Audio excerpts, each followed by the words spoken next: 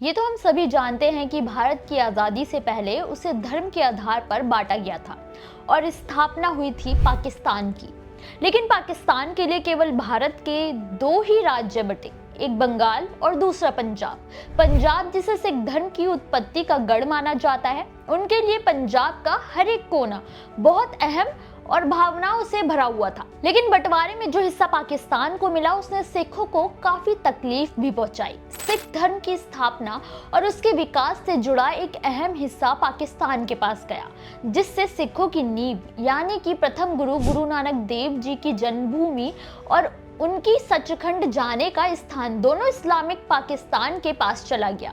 सैकड़ों सिख गुरुद्वारों में पाकिस्तान के हिस्से गए, लेकिन आज करीब 69 साल बाद वहां सिखों की स्थिति कैसी है वो किसी से छिपी नहीं है। ऐसे में वहां के गुरुद्वारों का क्या हाल होगा, जरा सोचिए। अपने इस वीडियो में हम 5 ऐसे गुरुद्वारों के बारे में बताने जा रहे हैं जो राजनीतिक दृष्टि के लिए काफी अहम माने जाते हैं। नमस्कार, मेरा नाम है मोहिनी, आप देख रहे हैं नेटरिक पंजाब। पहला गुरुद्वारा है करतारपुर साहिब गुरुद्वारा। भारत और पाकिस्तान के बीच एक मैत्रीपूर्ण रिश्ता स्थापित करने के लिए भी प्रसिद्ध है।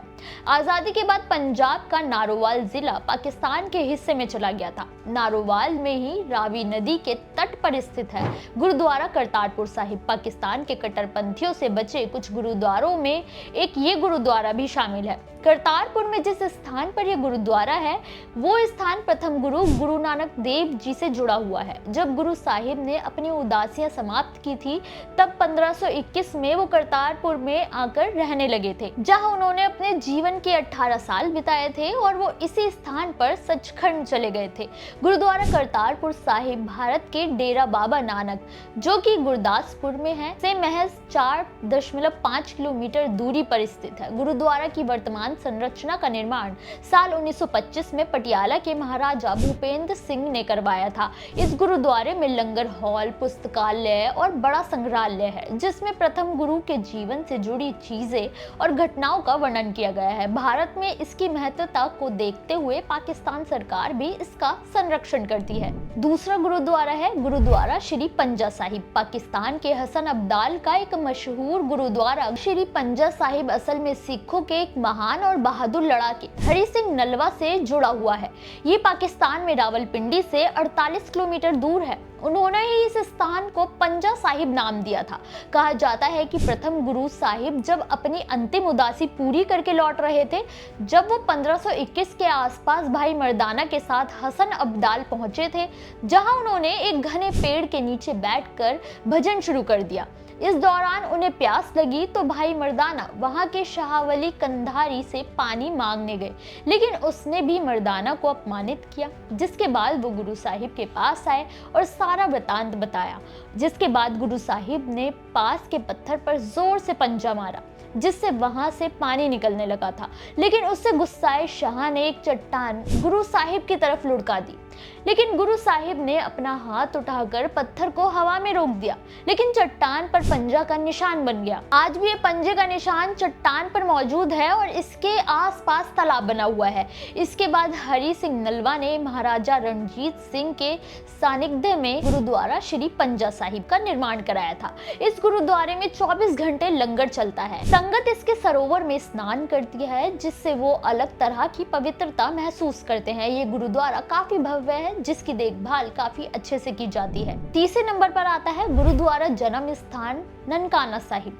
सिखों के प्रथम गुरु गुरु नानक देव जी के जन्म स्थान से जुड़ा गुरुद्वारा जन्म स्थान नानकाना साहिब पाकिस्तान के लाहौर से करीब 80 किलोमीटर दूर ननकाना साहिब शहर में मौजूद है। इस शहर को पहले राय भोई दी तलवंडी नाम से जाना जाता था, जिसे बाद में ननकाना साहिब के नाम से बुलाया गया। इस स्थान पर गुरु साहिब का बचपन बीता था, इसलिए सिखों के लिए ये एक प्रमुख स्थान है। माना जाता है कि इस गुरुद्वारे के निर्माण असल में 16वीं सदी में गुरु नानक के पोते बाबा धर्मचंद ने शुरू करवाया था, लेकिन मौजूदा संरचना शेर पंजाब रणजीत सिंह जी ने बनवाया था, जिसकी देखभाल फिलहाल पाकिस्तान सिख गुरुद्वारा प्रबंधक समिति करती है। मौजूदा समय में गुरुद्वारा कॉम्प्लेक्स पंजाब के पुरातत्व विभाग के सुरक्षित विरासत स्मारकों में शामिल है। चौथे नंबर पर आता है गुरुद्वारा डेरा साहिब श्री गुरु अर्जन देव, जो कि पाकिस्तान की आर्थिक राजधानी लाहौर में मौजूद है। एक और भव्य गुरुद्वारा गुरुद्वारा डेरा साहिब। ये गुरुद्वारा सिखों के 5वें गुरु गुरु अर्जन देव जी की शहीदी को समर्पित है। सिखी इतिहास के अनुसार 1606 में मुगल सम्राट जहांगीर के आदेश पर 5वें गुरु को तमाम यातनाएं दी गई थी, जहां गुरुद्वारा लाल खो ही बनाया गया था। हालांकि अब इसे बदलकर एक मुस्लिम तीर्थ स्थल बना दिया गया है। गुरु साहिब के परम मित्र मियां मीर के कहने पर उन्हें 5वें दिन नदी में स्नान करने की इजाजत दी गई थी, लेकिन वो फिर नदी से बाहर ही नहीं आए। उनके बेटे और छठे गुरु गुरु हरगोबिंद साहिब ने 1619 में यहाँ पर अपने पिता को समर्पित करते हुए स्मारक बनवाया था, जिसे गुरुद्वारा डेरा साहिब कहा गया, जिसे बाद में महाराजा रणजीत सिंह ने विस्तार किया था, जिसमें इस पर सोने का गुंबद बनवाया गया था। गुरुद्वारा डेरा साहिब में महाराजा रणजीत सिंह जी की समाधि भी मौजूद है। 5वें नंबर पर आता है गुरुद्वारा काली देवी। गुरुद्वारा काली देवी पाकिस्तान का एक ऐसा गुरुद्वारा है जिसकी संरचना हिंदू मंदिर की तरह ही है। ये गुरुद्वारा पाकिस्तान के डेरा इस्माइल खान में टोपन वाला चौराहे के पास मेन रोड पर स्थित है। ये गुरुद्वारा कभी एक मंदिर हुआ करता था जो कि काली देवी का था, लेकिन कहा जाता है कि जब गुरु नानक देव जी इस स्थान पर आए तो ये मंदिर की मूर्ति अचानक अपने आप गिर गई।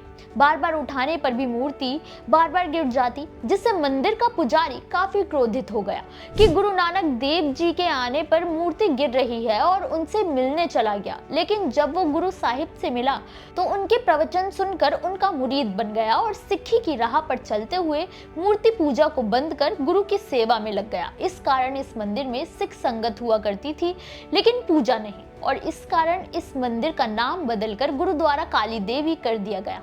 ये आज भी काफी फेमस गुरुद्वारा है। पाकिस्तान में आज भी करीब 100 गुरुद्वारे मौजूद हैं, लेकिन उनमें से कुछ ही की देखभाल हो पाती है और बाकी खंडर में तब्दील हो रहे हैं, जो दुनिया भर के सिखों के लिए बेहद दुख पहुंचाने वाली बात है। क्या आपने इनमें से किसी गुरुद्वारे का भ्रमण किया है? अगर किया है तो हमें कमेंट करके जरूर बताएं।